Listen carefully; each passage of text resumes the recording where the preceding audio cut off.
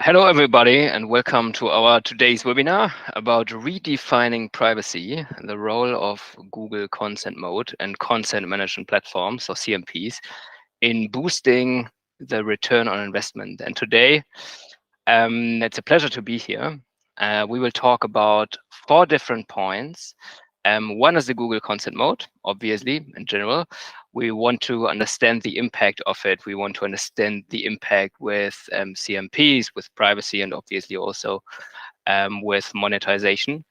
A second big point that we are talking today is the creation of actionable strategies so that you're not just learning something, but also have a couple of to-dos afterwards to increase and boost your return on investments.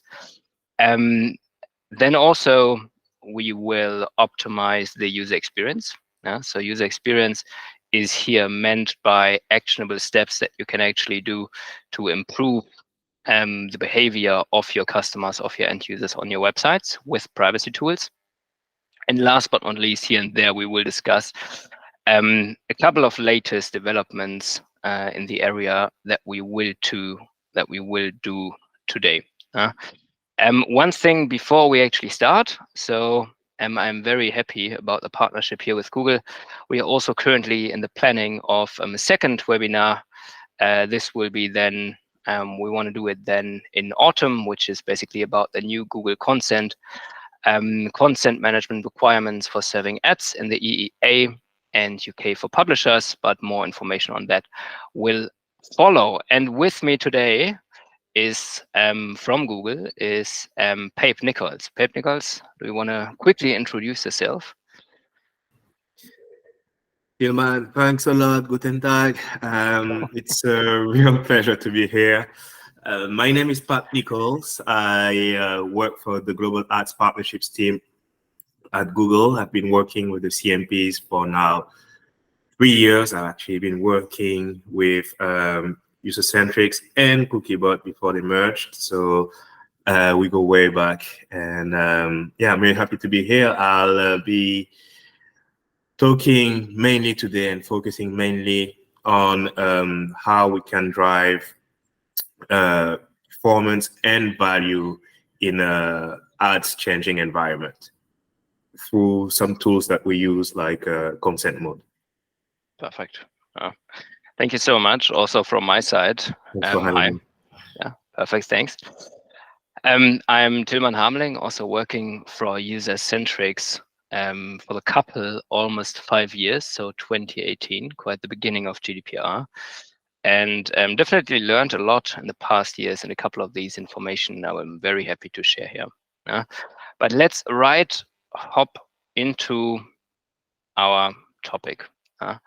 So a big thing is obviously GDPR coming into place in 2018, and the requirement for us from a consent perspective is just this, what you can see here.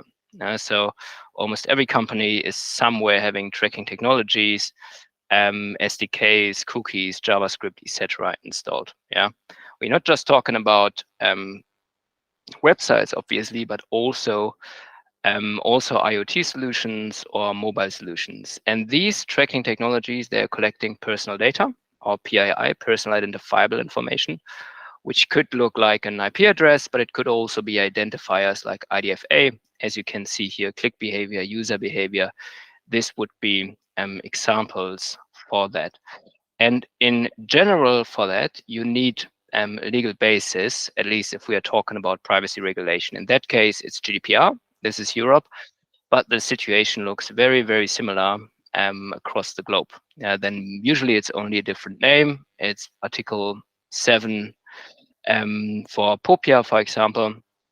But in general, this is how privacy regulations work from a consent perspective. And in general, this is something that we will discuss a little bit more in the coming slides, is the quote that you see down here. It's not just about giving this consent, but it's also about giving a consent on a voluntary basis and properly inform end users about it. And for a very, very long time, this is how it looked like. So you had a user basically on a website or an application, and when the user was entering this this website, for example, then there was a CMP, or there still is a CMP as the entrance gate. And then data needed to be consented here in order to actually start a lot of online marketing tools that you have installed, like Google Analytics, Criteo, remarketing, retargeting, conversion optimization. So all of these tools. And that was for a long time kind of the reality. But then something started to evolve more and more, and this is also something that we happily want to discuss today, the not consented data. Yeah, so there is still a couple of data flows that can be created. It's not PII driven, so it's limited from the amount of personal data that is going through. But in the end, more specifically in this case, we're talking about the consent mode by Google and the options that are coming from it. Why is that so relevant to especially discuss it right now? So we started to talk about GDPR in 2018 coming into place, but that was not the end. So we can see more and more how the relevance is driving in the markets and how there's no turning back or no going back. So 2020 in January, we saw CCPA in the US, we saw LGPD in Brazil, we saw POPIA in South Africa, APPI in Japan, PIPL in China. And so all or most of the major markets are already having a privacy regulation in place, and the number, obviously, as you can see here, is growing. And this is leading us to a fundamental question. And it is obviously the question, how can we still make sure that data is transferred from the end user somehow to the company so that the ads can still work and still can be profitable for companies. And one area is the user centricity, where companies are actually directly impacting the user. So you as a company are communicating to the end user. And the other one is the data centricity. You can also indirectly impact users.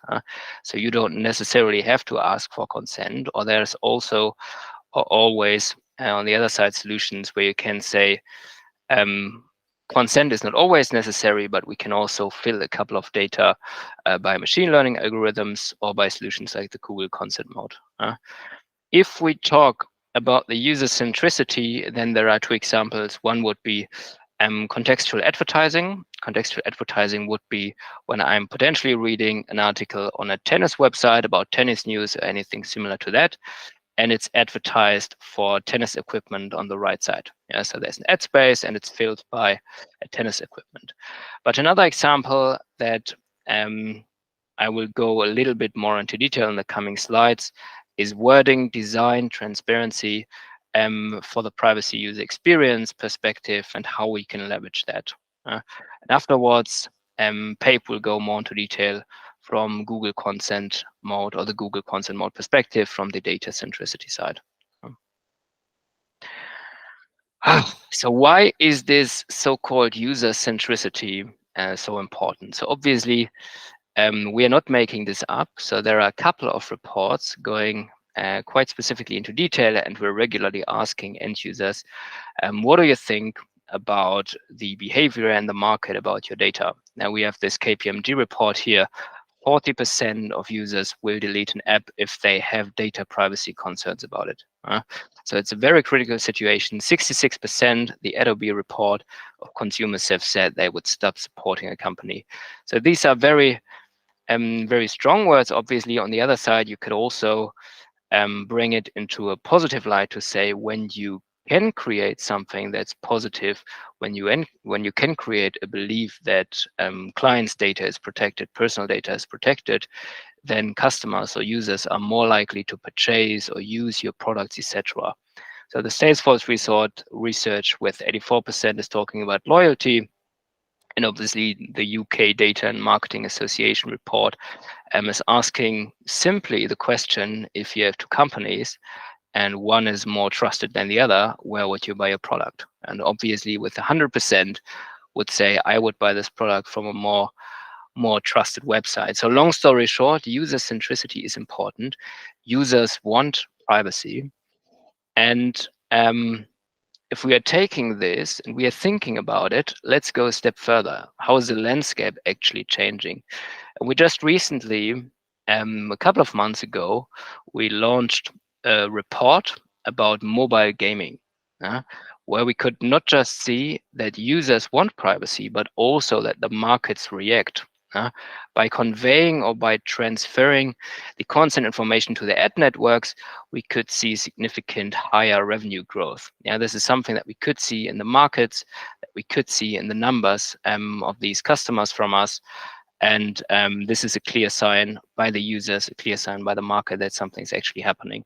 So long story short, consent leads to a higher attraction of brand ads and higher eCPMs.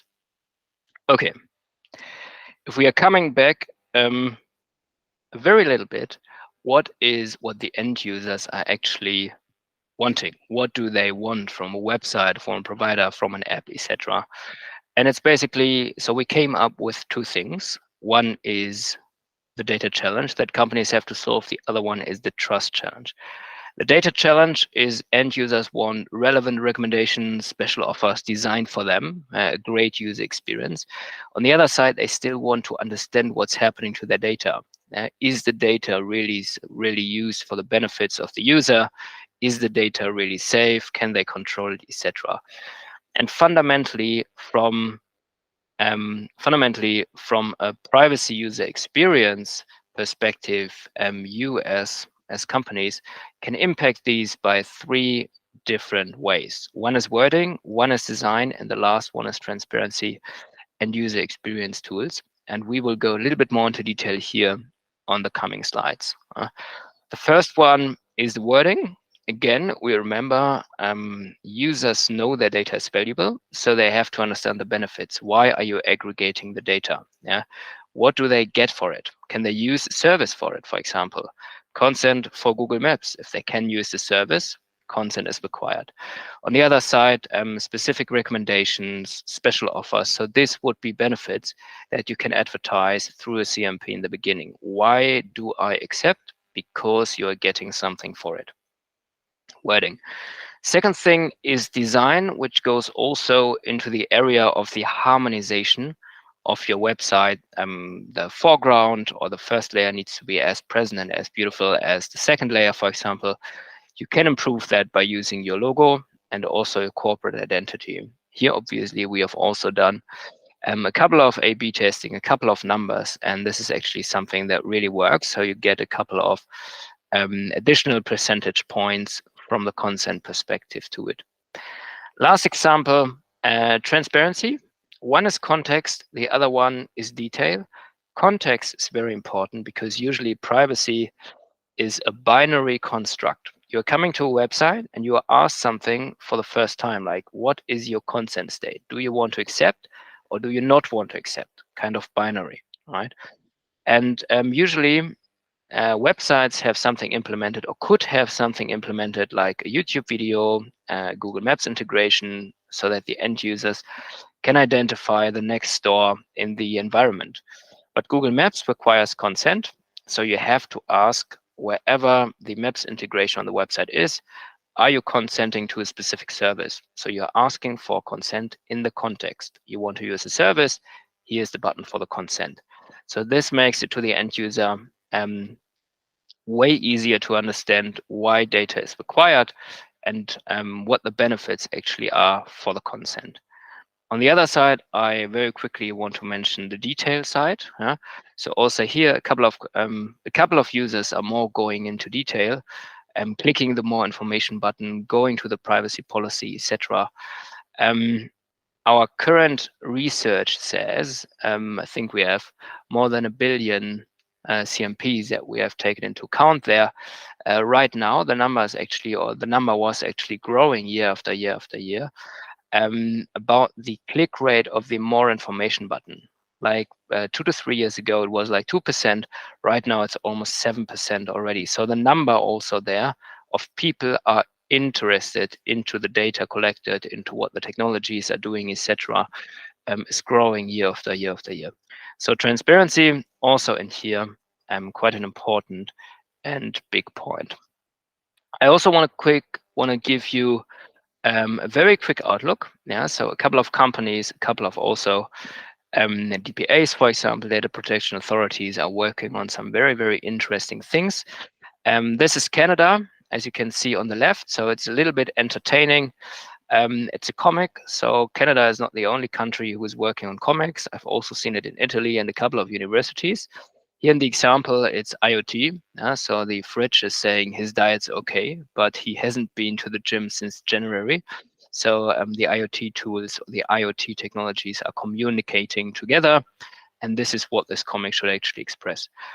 On the right side, you are seeing a project from Switzerland. It's called Privacy Icon Association, and their goal is basically to create privacy icons to make it international accessible, a little bit like nutritional labels, for example, on the food that you can buy in a supermarket. So all of this goes very much into account for simplification of privacy to bring it a little bit closer to the end user.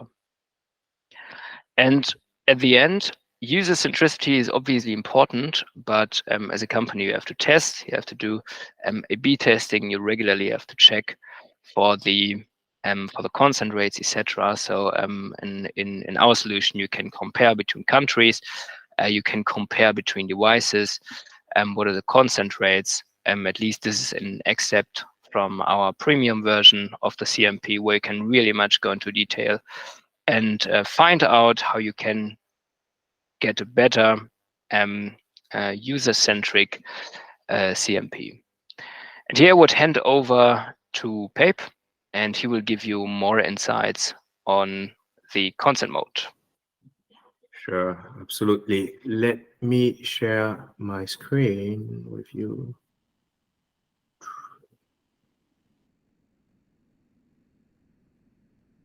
Yeah, should be fine now. But all right. So as I mentioned before, I'll be talking about driving growth in a evolving ads privacy environment. Before I start, I wanted to provide like a very quick disclaimer that each statement made by each representative in this webinar is only reflective of the view from their own company, even if they are talking about like the other company's products. Let me describe what we will be talking about like within the next few minutes.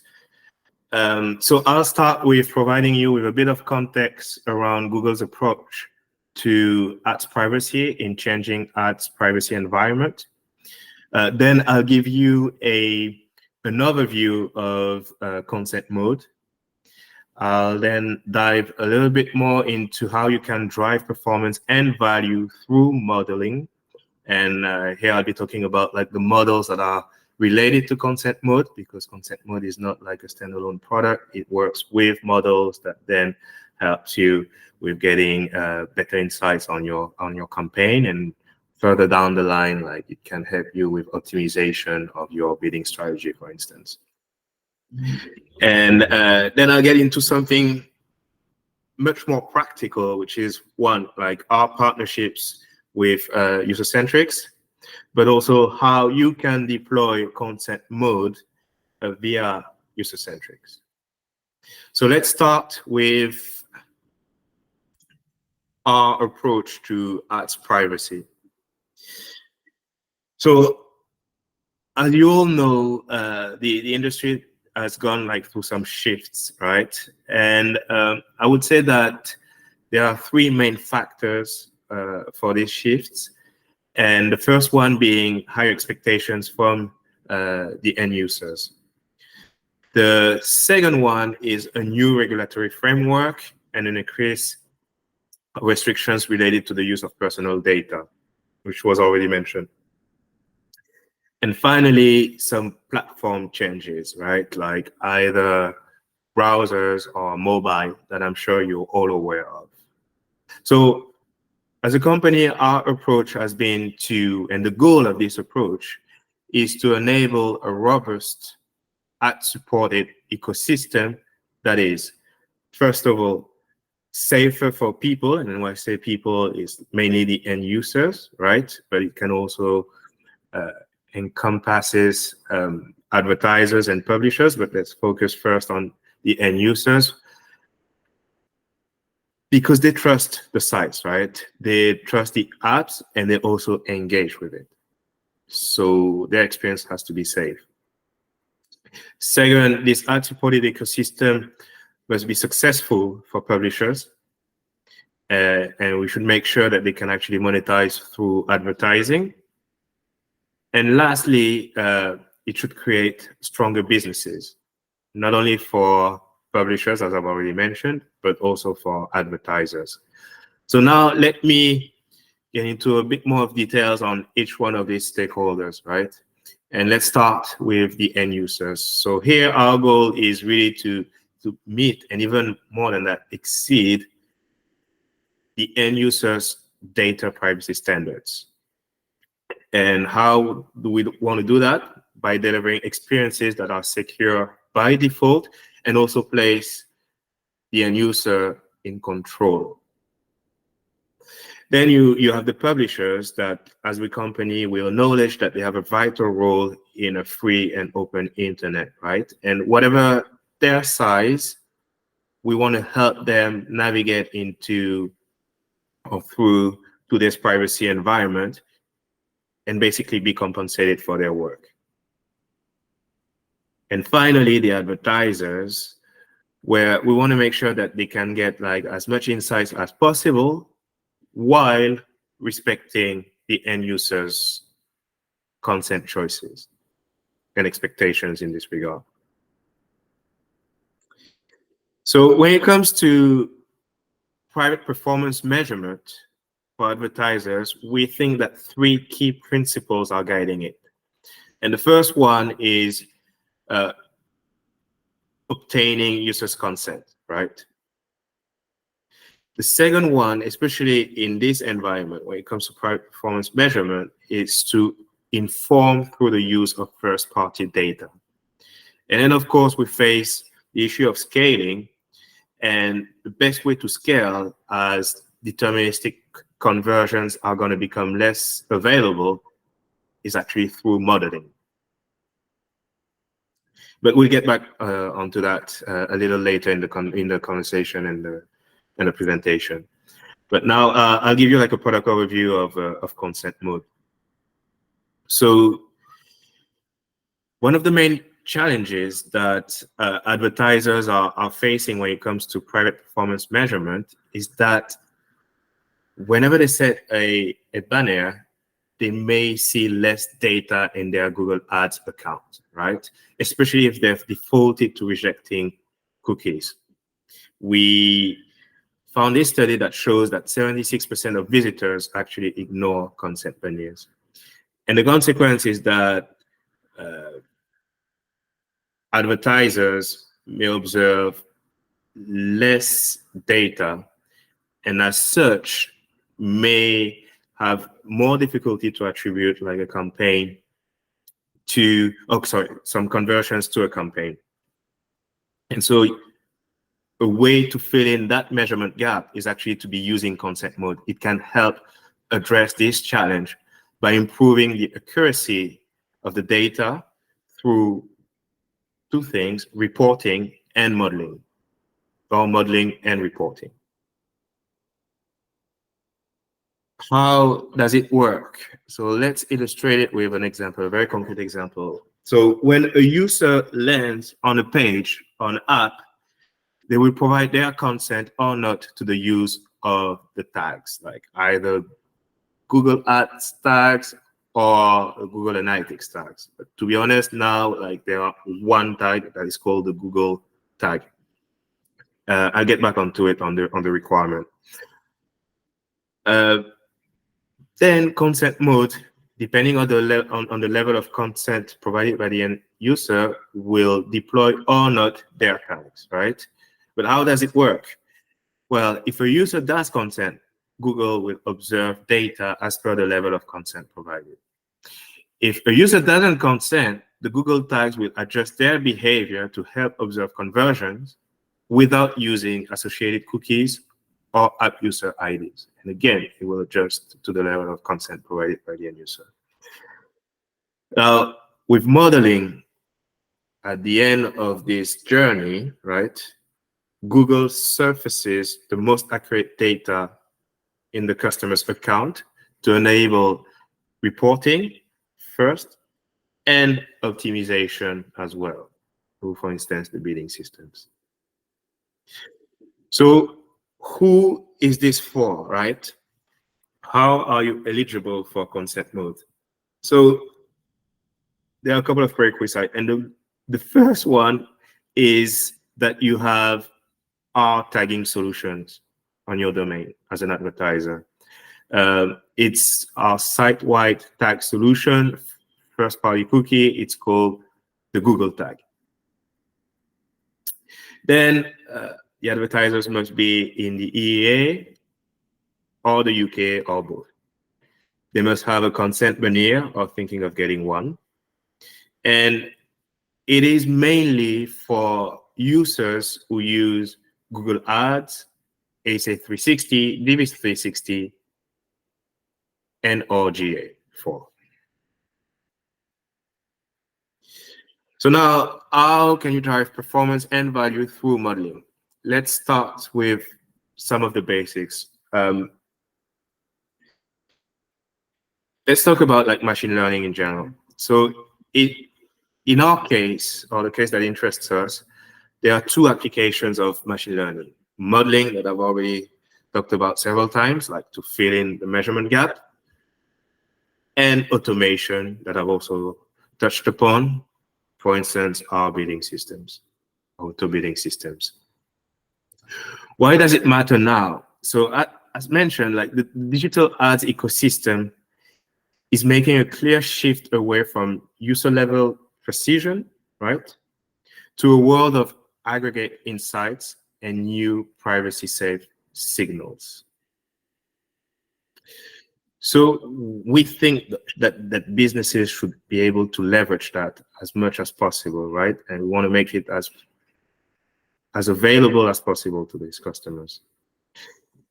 Because machine learning will help customers to reach more customers and get a more accurate picture of their media impact, even when less user data is available.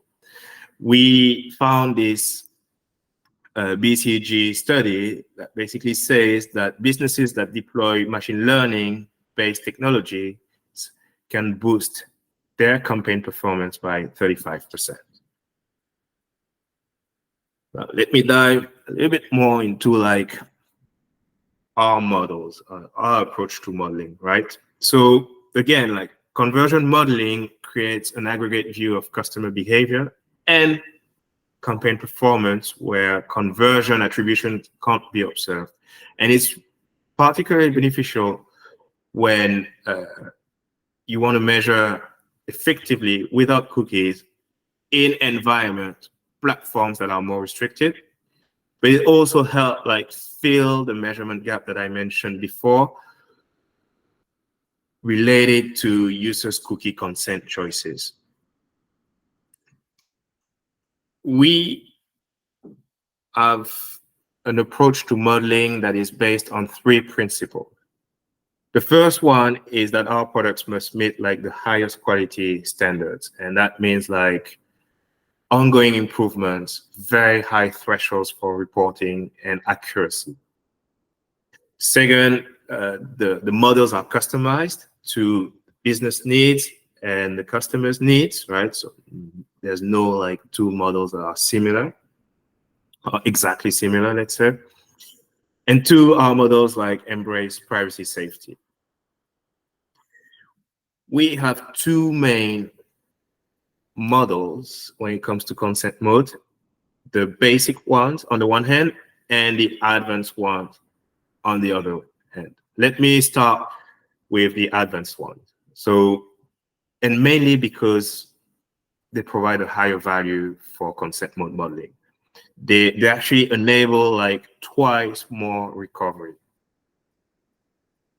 But for that, there's again like some requirements is that you unblock your tags by default. So that's like an additional step. But rest assured that actually consent mode will respect the user choice anyway. If you do not want to use the advanced models, you can actually use our basic models, which implementation is easier. But to be eligible there are other criteria, which are that you must have an ad click threshold of 700 ad clicks over a 7-day period, right, per country and domain grouping. I'll get back onto the models and the implementation a little later when I speak about the implementation options with Usercentrics. I included this slide on the automation mainly to show you that like it's already present, right?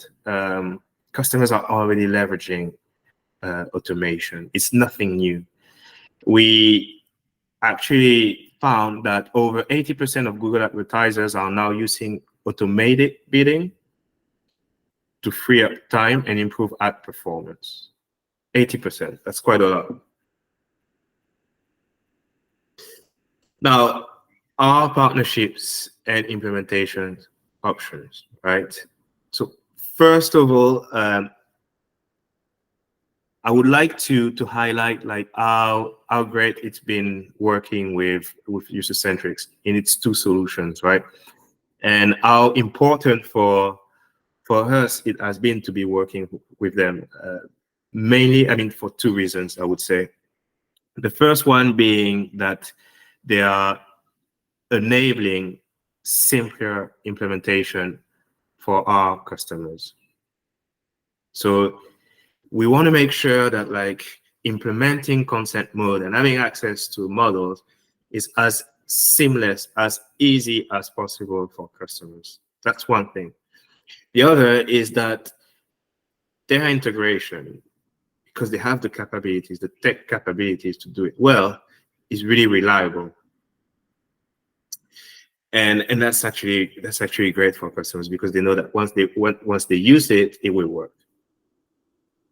So yeah, it's been really incredible working with Usercentrics over the past few years, and we actually recommend our customers to be working with certified CMPs that we work with and our partners with us. Now, the implementations options. So there will be here 2 main options, right? Like, because there are 2 solutions actually, like the Usercentrics one and the CookieBot one. So when it comes to the Usercentrics solution, you basically have to go onto their UI and toggle the consent mode option to make it work, right? And optional, as I mentioned before, so that will give you access to the basic implementation and the basic models, right? If you just toggle that button onto their UI, you activate it through their UI. But then if you want to get the advanced one, you actually have to set like the default settings, right? And that's for ad storage and analytics storage, as it is described in this slide. The second solution is the CookieBot one, right?